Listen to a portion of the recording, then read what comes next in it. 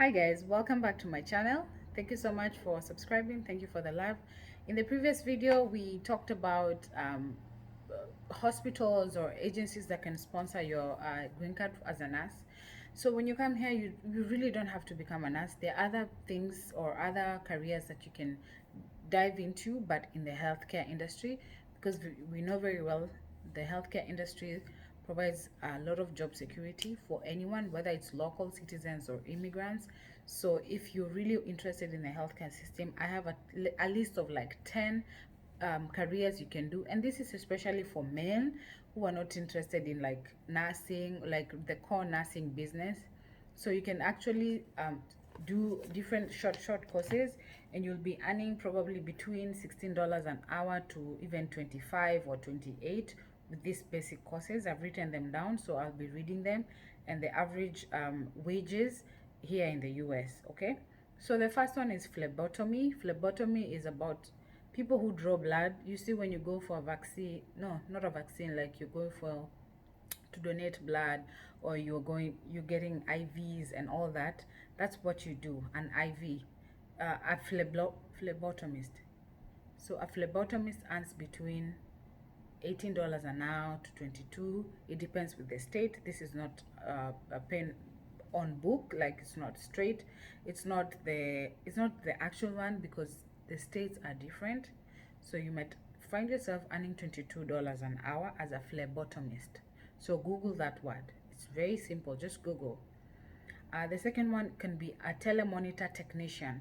A telemonitor technician, you just do a short course, and then you might just find yourself earning $21 an hour. You don't have to be a nurse or a CNA.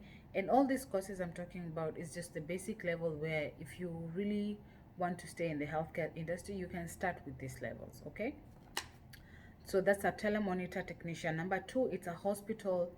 Number three is hospital transport.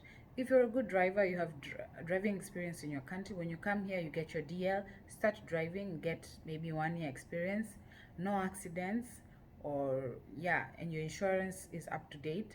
You can apply for this hospital transport jobs, which is you can get up to a medium wage of like $16 to $17 an hour. You might be lucky and get something better. Number four would be a pharmacy technician. For people who are pharmacists at home, or clinical officers, or anything to do with medicine, and you don't want to do the actual nursing bed care like a CNA, you can be a pharmacy technician. You can earn up to $25 an hour. How awesome is that? And all this you require like maybe a short course, something. Just Google and see the short courses that you require to do some of these jobs. Number six, you can be a home health aide.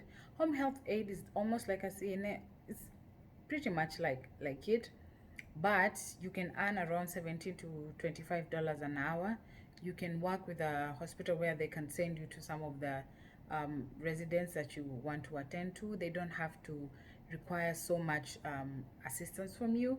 Maybe just assisted living, like putting on shoes or socks or something like that. Excuse me. The number six would be an EMT. EMT, emergency technicians.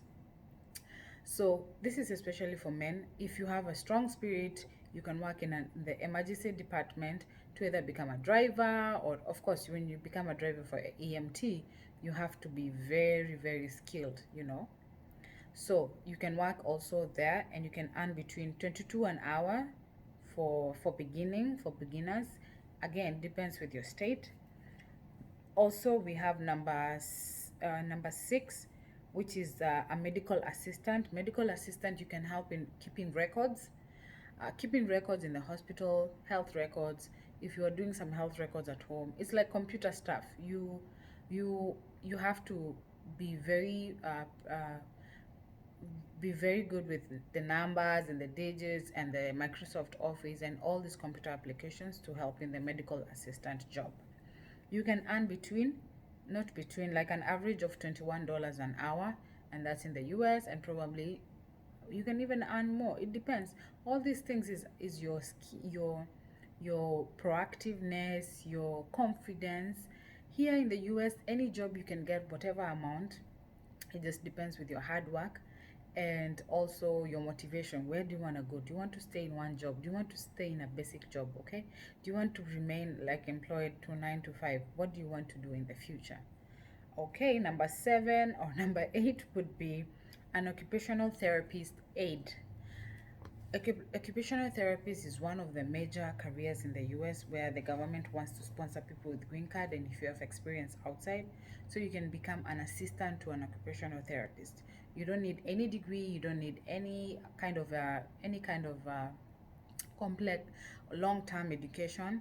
You just need a certification. Just Google it's occupational therapist aid. You can become one or find yourself working under someone that you applied online, and if you get an interview, just go for the interview. Make sure you Google about this job, and the average pay is $17 an hour. Again, it depends with the state. Yes, and also now there's also one called orderly. Orderly is like a home care aide, which is like also a CNA, is where you go attend patients and help them out.